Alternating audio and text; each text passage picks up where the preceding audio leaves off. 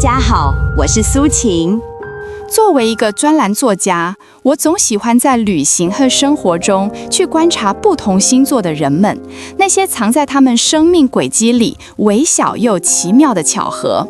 而在我看来，处女座是12星座中最特别、最值得被深度理解的一个。今天，我想和你聊聊这个常被误解的星座。我想提出一个可能让你非常惊讶的观点：处女座是天选之人。他们那些看似挑剔、龟毛，甚至不近人情的特质，其实是上天赋予他们的一套极其精密、用以导航人生的神圣礼物。这份礼物不仅体现在他们过人的智慧和分析能力上，更深深地烙印在他们一个最私密、最不为人知的行为里。在我们接下来要探讨的21个关于处女座的惊人真相中，其他的都只是铺垫，而第3个理由，那个关于他们稳的秘密，将会彻底颠覆你的认知。准备好和我一起揭开这个宇宙精心设计的关于处女座的终极秘密了吗？但在我们深入这趟旅程，揭晓那些惊人的秘密之前，我们必须先拆掉一堵很多人心中都存在的墙，那就是对处女座的第一印象。很多人第一次接触处女座，都会感觉到一种微妙的距离感。他们看起来总是那么专注于自己的世界，有条不紊，彬彬有礼，但又好像隔着一层看不见的玻璃。你会觉得他们疏离，有时候甚至会觉得他们有点自私，好像全世界最重要的事情就是他们脑子里正在运转的那个计划。这是一个巨大的误解，也是宇宙给予处女座的第一个，也是最艰难的一个考验。因为那层冰冷、理性的保护色背后，其实隐藏着一颗极度无私、极度柔软，甚至愿意为所在乎之人燃烧自己的心。一旦你有幸能够穿越那层玻璃，走进他们精心维护的内心世界，你会发现一片完全不同的风景。你会看到他们之前所有的专注自我，其实都是在为你打造一个更安全、更完美的港湾。那为什么他们需要这层冰冷的伪装呢？这恰恰是源于他们那套与生俱来的既是天赋也是枷锁的操作系统。现在让我们一起来看看处女座的大脑，这台被誉为人间清新的超级电脑究竟是如何运作的。在我们深入这场旅程，揭晓那些惊人的秘密之前，我们必须先拆掉一堵很多人心中都存在的墙，那就是对处女座的第一印象。很多人第一次接触处女座，都会感觉到一种微妙的距离感。他们看起来总是那么专注于自己的世界，有条不紊，彬彬有礼，但又好像隔着一层看不见的玻璃。你会觉得他们疏离，有时候甚至会觉得他们有点自私，好像全世界最重要的事情就是他们脑子里正在运转的那个计划。这是一个巨大的误解，也是宇宙给予处女座的第一个，也是最艰难的一个考验。因为在那层冰冷、理性的保护色背后，其实隐藏着一颗极度无私、极度柔软，甚至愿意为所在乎之人燃烧自己的心。一旦你有幸能够穿越那层玻璃，走进他们精心维护的内心世界，你会发现一片完全不同的风景。你会看到他们之前所有的专注自我，其实都是在为你打造一个更安全、更完美的港湾。那为什么他们需要这层冰冷的伪装呢？这恰恰是源于他们那套与生俱来的，既是天赋也是枷锁的操作系统。现在，让我们一起来看看处女座的大脑，这台被誉为人间清新的超级电脑，究竟是如何运作的。首先这台电脑最底层的代码写着4个字：凡事预则立。一个典型的处女座从来不做没有 B 计划的事。对他们来说，生活充满了无数的变数和不可控的混乱，而应对这一切的唯一方法就是万全的准备。这不是悲观，这是上天赐予他们在风暴中稳住航船的智慧。他们相信，只有当你预演了所有最坏的可能，你才能在事情真正发生时拥有那份从容不迫的底气。其次，这台电脑的桌面永远是井井有条的，他们是秩序的绝对信徒，混乱是处女座的天敌。无论是堆满文件的办公桌、含糊不清的沟通，还是没有逻辑的计划，都会让他们感到生理性的不适，所以他们会不自觉地成为那个组织者，那个把一切都安排得明明白白的人。这份对秩序和条理的极致追求，让他们在工作和生活中能够最大程度地避免风险和内耗。这不是强迫症，这是他们赖以生存的护城河。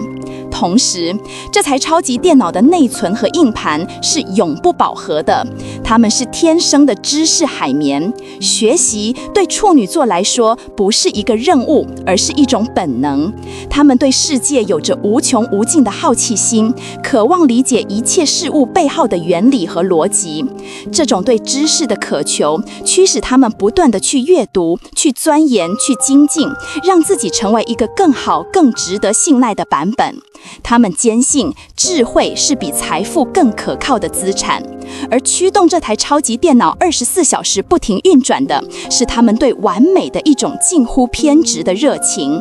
很多人将处女座的完美主义视为一种缺点，一种对自己和他人的折磨，但你必须明白，这份追求源于一种深刻的内在信念。他们觉得任何一件值得做的事都值得被最好的完成。这股力量让他们在任何领域都能够力求卓越，成为那个最可靠、最值得托付的专家。现在，让我们用一个更生动的比喻来理解这一切。你可以把处女座的大脑想象成一台配置顶级的超级电脑，它的 CPU 是超高频的分析处理器，能够瞬间将复杂的问题分解成无数个微小的模块。它的内存里同时运行着几十个程序，每一个都在模拟一种未来的可能性，评估风险，优化方案。它的摄像头是超高精度的细节扫描仪，能够捕捉到常人忽略的一切瑕疵和漏洞。而它的操作系统内置了最强大的 B 计划生成器和信息交叉验证模块。这台电脑几乎是24小时运转，从不关机，只是偶尔会进入低功耗的待机模式。这也解释了为什么他们总是显得那么谨慎，那么想太多。因为在你看来只是吃个饭的简单决定，在他们的后台可能已经完成了一次关于餐厅卫生、菜品口味、交通路线、时间成本和社交价值的综合运算。所以，当你看到一个处女座对着一个 PPT 的字体大小纠结半天，或者为了旅行计划的路线反复推敲时，请不要嘲笑他们。他们不是在浪费时间，他们只是在执行自己最底层的程序，将混乱的世界转化为有序的、可控的、完美的模型。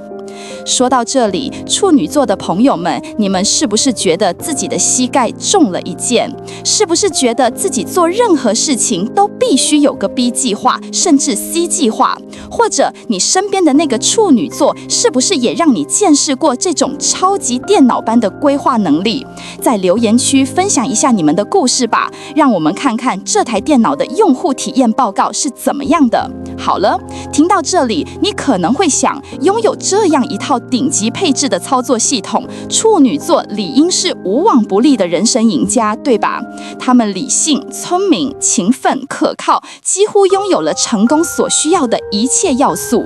然而，这也正是他们痛苦的根源。这就是我们要探讨的处女座身上最深刻的矛盾——天赋的诅咒。那些上天赋予他们的最宝贵的美德，在某些时刻恰恰会变成束缚他们最紧的枷锁。他们对细节的极致关注，很容易在关系中演变成对自己和伴侣的过度挑剔，让爱变得沉重。他们乐于助人、追求奉献的天性，常常导致他们过度付出，燃烧自己，却忽视了自身的感受和需求，直到最后精疲力尽。这台无所不能的超级电脑在处理工作、学业、生活琐事时几乎是无敌的。但是，当它进入到这个世界上最复杂、最没有逻辑、最充满变数的领域——爱情时，灾难性的后果就开始了。当处女座的超级电脑开始运行爱情这个程序时，一系列致命的冲突和 bug 就会被触发。这就是他们在爱情中的炼狱，是上天给予他们的最残酷也最深刻的试炼。首先，你想打动一个处女座，那些花哨的甜言蜜语，那些我爱你的空洞表白，对他们来说就像是垃圾邮件，会被系统直接过滤掉。因为他们的爱情观里，第一条也是最重要的一条原则就是行动胜于一切雄辩。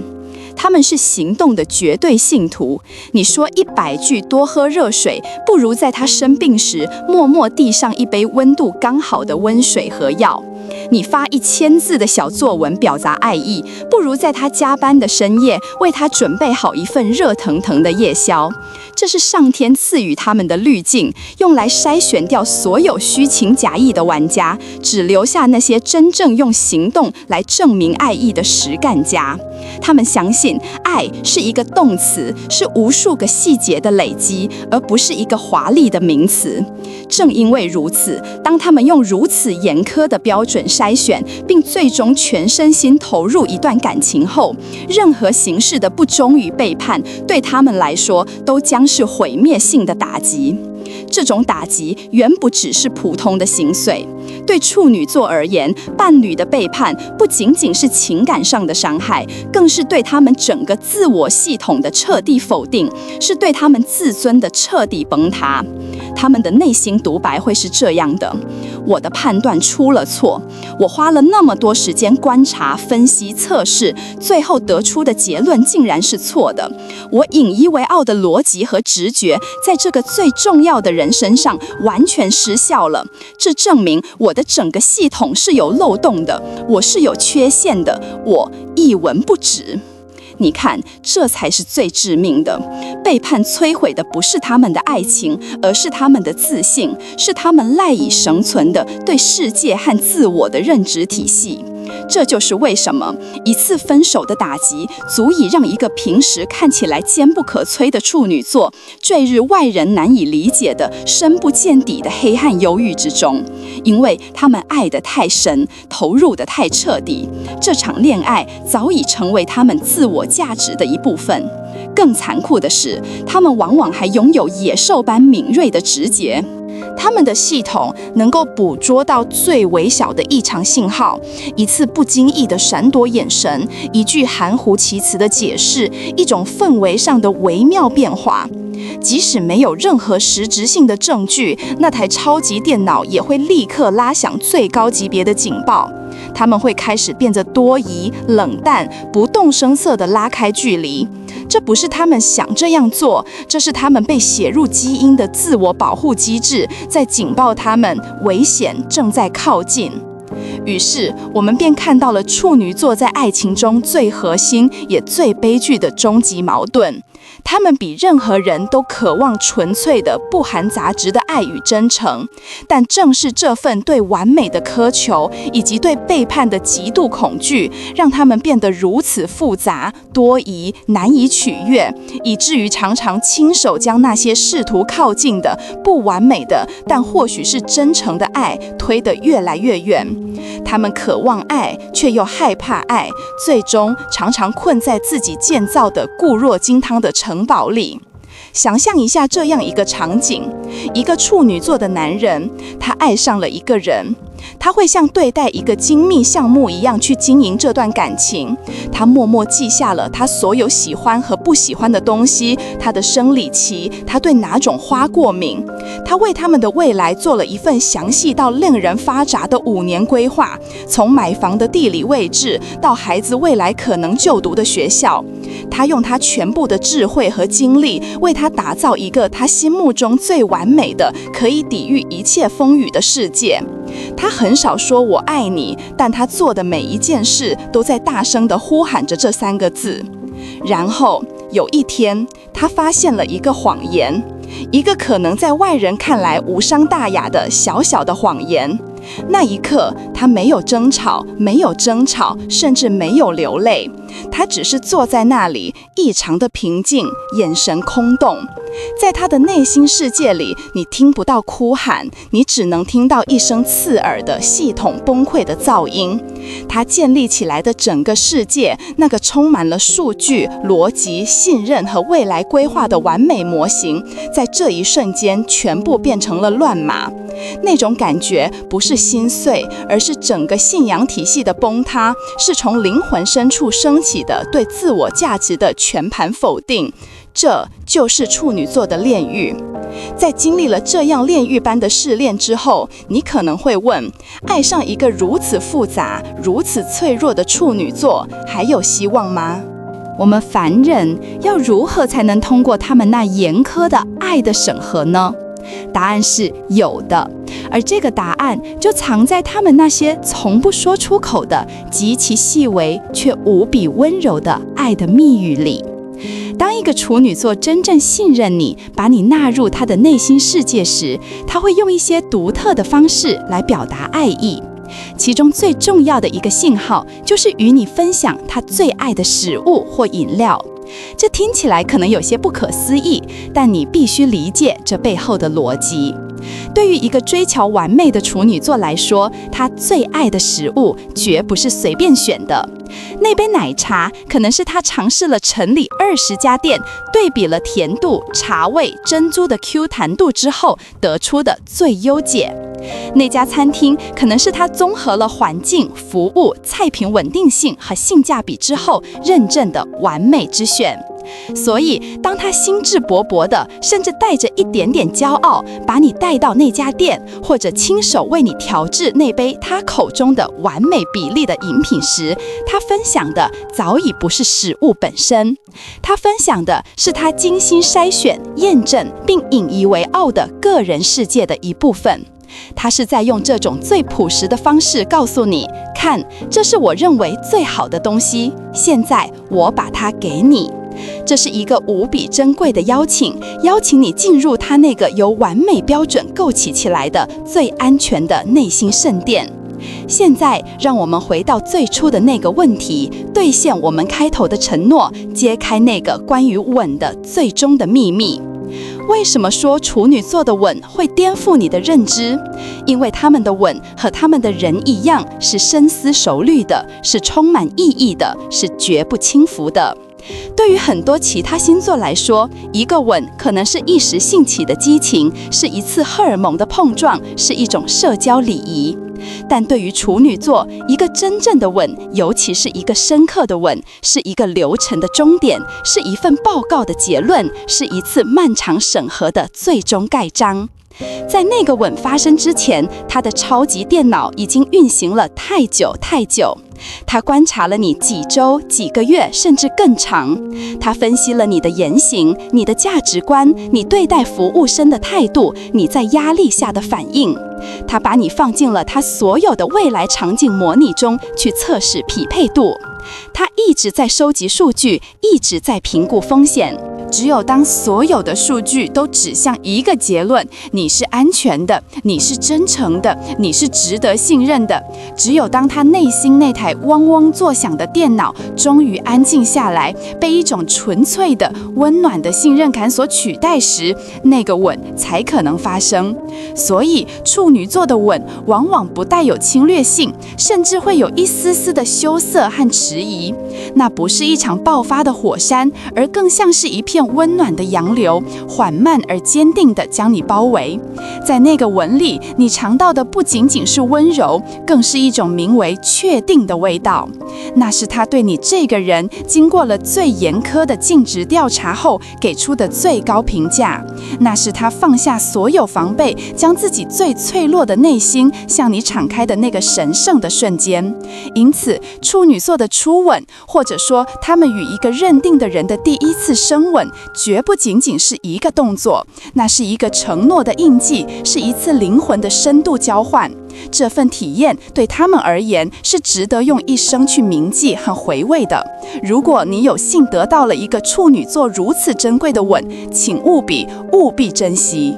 走过理性的高山，也潜入过情感的深海，我们终于来到了旅程的终点。回望处女座这充满矛盾与挣扎的一生，你会发现他们所有的复杂、挑剔、谨慎与脆弱，其实都源于一个最单纯、最核心的追求。他们是12星座中最无法忍受虚伪的灵魂之一，他们厌恶一切的假面、谎言和逢场作戏。他们用自己那台超级电脑去分析、去过滤，不是为了炫耀智力，而是为了在虚假的世界里找到一点点货真价实的东西。他们的完美主义不是为了给别人看，而是为了对得起自己内心的那份真实。他们对爱的苛求不是为了折磨对方，而是因为他们只想付出和收获一份不含杂质的真实的情感。也正因如此，他们是极度恋家的人。家对处女座来说，不仅仅是一个物理空间，更是他们穷尽一生，试图在混乱世界中打造出的一片真实的净土。在这里，一切都是他们精心挑选的，是他们认为最好的、最舒适的、最安全的。他们终其一生都在努力打造这样一个完美的避风港，不仅是为了自己，更是为了给予他们所爱之人一个最温柔、最安稳的守护。所以，如果你爱上了一个处女座，请试着去理解他那台停不下来的超级电脑，请原谅他时不时的系统过载。更重要的，请珍惜他那份笨拙、不善言辞却无比厚重的真诚。因为当一个处女座在分析了全世界的数据后，最终选择了你，那你得到的将不会只是一段感情，你得到的是一个毫无保留的被精心打造的最真实的完美世界。如果你还想继续看到我探索更多星座的秘密，记得点赞订阅，这些都是我创作的动力。另外